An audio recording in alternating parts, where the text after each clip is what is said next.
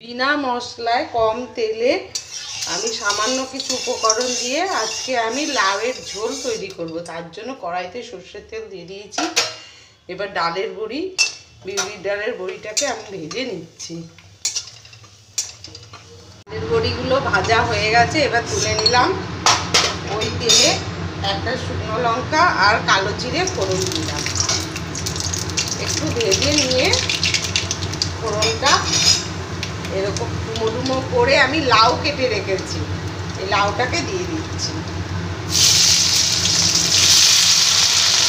লাউটা একটু ভেজে নেব।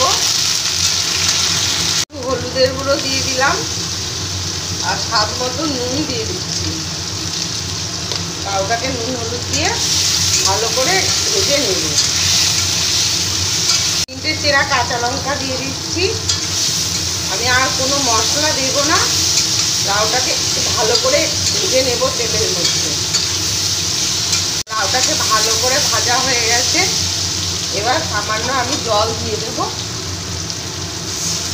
অল্প করে জল দেব। লাউটা একটু সেদ্ধ হলে তারপর আমি বড়িগুলো দিয়ে দেব। ঢাকা দিয়ে আমি লাউটাকে একটু সেদ্ধ হতে দেব।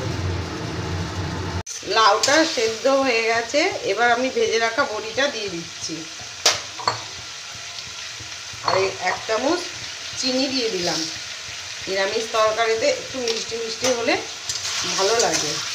একদম মাখা মাখা করে আমি এইভাবে লাউয়ের ঝোলটা তৈরি করছি। উপর থেকে একটু ধনেপাতা কুচি দিয়ে দিচ্ছি। একটু ধনেপাতা কুচি ওপর থেকে দিয়ে দিলাম।